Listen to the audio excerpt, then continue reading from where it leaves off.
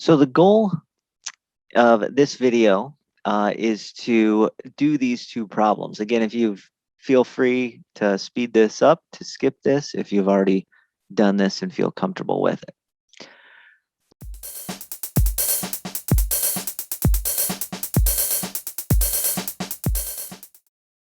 Our first problem is our piecewise defined function, which we call w of x. We have two pieces, and there's a cutoff point at -2. So we're going to plug in some values of x that are going to approach -2 from left to right, and then from right to left.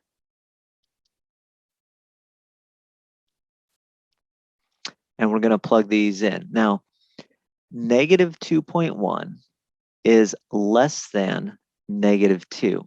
So I'm going to plug that in to this top portion. So I'm going to take 4 times -2.1 minus 1. So what we have here is going to be the number -9.4. Again, that's plugging it into the top one. If I do that at -2.01, we plug that into the top function again. We end up with -9.04. Kind of see the pattern here. If I plug that into the top function, or if I plug the next number into the top function again, I'm going to get -9.004. Now, let's deal with -1.9. -1.9 is bigger than -2, so we plug it into the quadratic portion. And if you plug it into the quadratic portion, we get -8.59. -1.99 plugged into that quadratic portion again, because that's bigger than -2 as well, is -8.9599. And then plug in -1.999 gives me -8.995999. So you can see that in this case, we got slightly different than what we did in our previous example. In our previous example, it looked like from above and from below, they were going to different numbers. But in this case, it looks like they're both traveling towards -9. All right, as we get closer and closer and closer to -2, we get closer and closer to -9. If you actually were to have plugged in -2, you would have had to have plugged it into this portion, because this one is the one with the equal to. So x could be equal to -2 on the bottom there.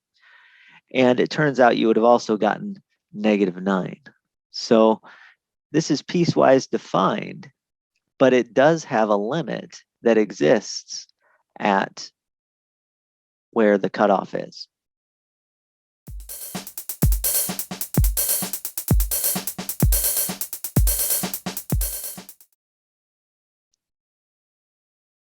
If you go to the next problem that was asked to do was this one.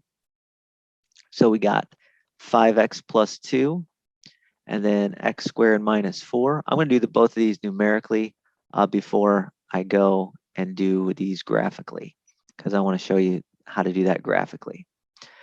So let's get a little bit quicker through this. So 7 is, I'm trying to find my limit as x approaches 7. So let's approach 7 underneath, 6.9, 6.99, 6.999.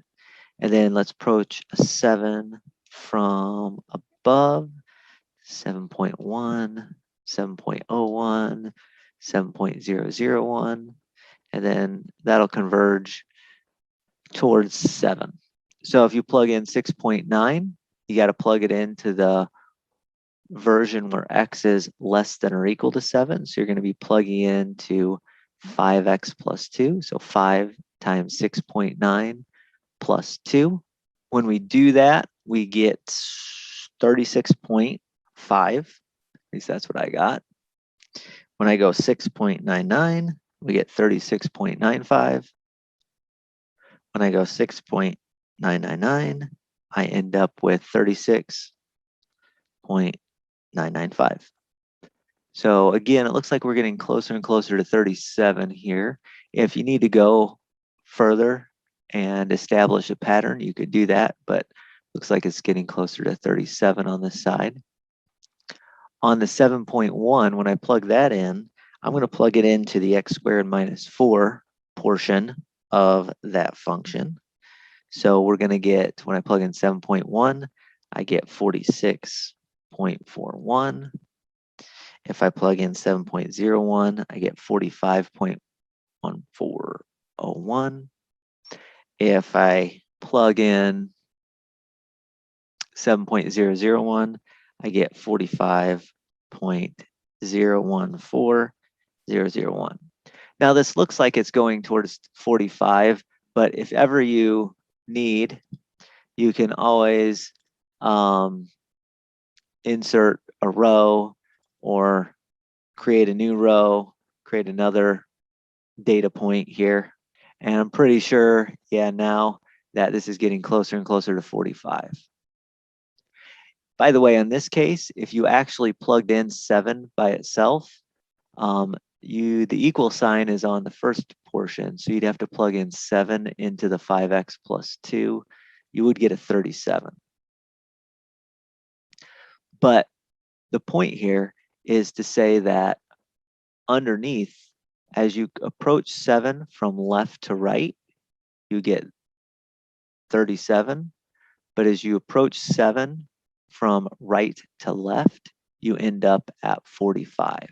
So because these are going in into two different places, we would say the limit of my function p of x as x approaches 7 does not exist. Now we've solved both problems numerically. I'm going to show you how to graph these things on Desmos. And these piecewise defined functions are a little bit tricky. I'll also provide a link to showing you how to do that on your calculator too. So I've pulled up Desmos right here, and I want to graph my first function. Now, because it came in 2 pieces, the easiest way to do this is to graph it in 2 pieces. So we're going to have y equals 4x minus 1. That was the first piece. And y equals x squared plus 8x plus 3. That was my second piece. Now remember, we only apply this if x is less than -2. So what we do on Desmos is you put in a pair of set brackets. And in that set brackets, you say, well, you do this if x is less than -2. This less than key is just the shift comma key on your keyboard. So you see what's going on. Now the graph stops, goes anywhere from from -2 all the way to -infinity. On this other one, we want to make sure that this graph works only when x is greater than or equal to -2. So we put in parentheses, and then you do the greater than key on your keyboard, and then an equal to. So if you just put in greater than, and then this equal to sign, you'll get, Desmos will change that to greater than or equal to. So you hit greater than key, and then the equal to key. And once again, -2. And there you see. So what's happening, and this is probably not a great view of this, but what's happening is that this piece to the left of -2 on the x-axis, the red portion, is coming in, up until it hits this point, and then the blue piece is taking over past that. And with this example, it was really nice because they actually met up at a single point. The other question, we had 5x plus 2 for x less than or equal to 7, or x squared minus 4 for x greater than 7. Let's go ahead and graph that one.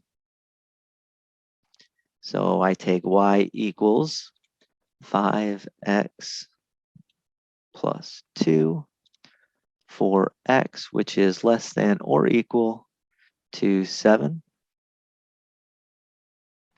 And then y equals x squared minus 4 for x greater than 7. Try to zoom out a little bit. Oh, x less than or equal greater than 7. That's going to give me some big numbers, right? That's fine. Here we go. So what you're seeing here, this is the line. This is at 7. It's hard to see. But what you see here is that as you approach 7 from the left, you hit this point, 7, 37. As you approach 7 from the right, you hit this point, 7:45, and then there's a big gap in between. So that gap in between shows you that the limit does not exist. So that's the example of piecewise defined functions where you may or may not get an actual limit. In this case, this was piecewise defined function and we got a limit. In this case, it was a piecewise defined function and the limit did not exist.